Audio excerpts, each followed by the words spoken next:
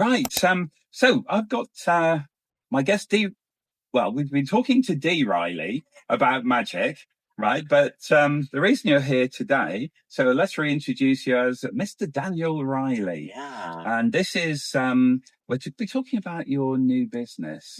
Now, you've transitioned from magic into the world of therapy, counseling and therapy.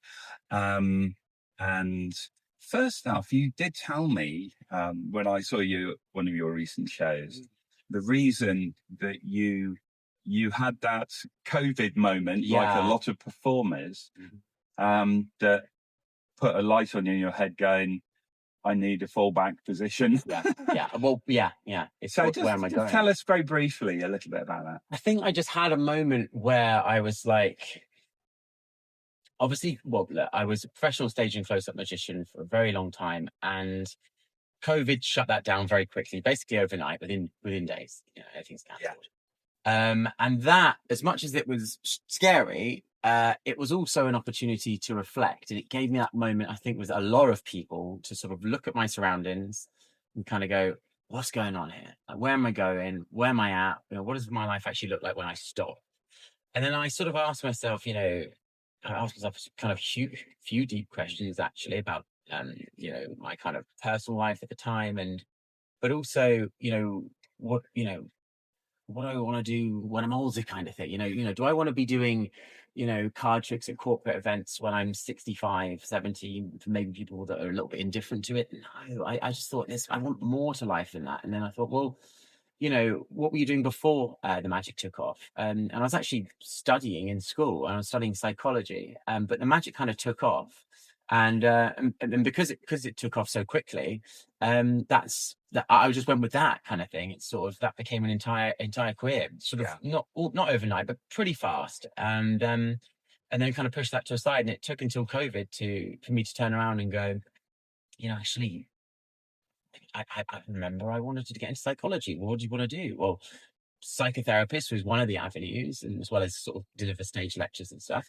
And so then over COVID, I went and studied, got a degree, then did a master's degree, started working as a therapist, and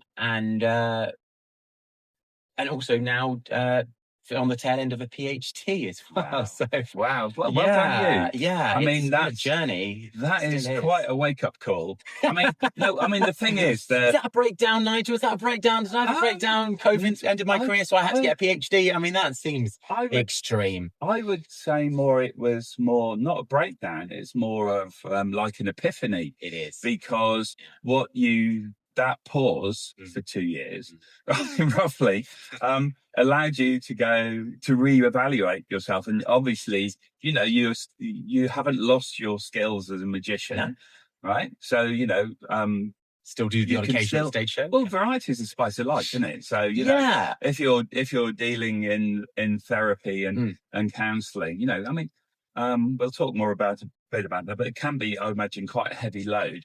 So to have the opportunity every now and then to go and bedazzle people with magic is a perfect balance, doesn't it? Life, as we know, life is about balance. Yeah, I'd like to say, I think both jobs, they make people smile. You're doing something for their soul, and I think, that's what they have in common. That's quite special. But it's quite interesting with the counselling, because you say you make people smile. I'm sure with counselling at the end they do, but on the journey there's probably more tears. Obviously, there are. But it's all help at the end of the day.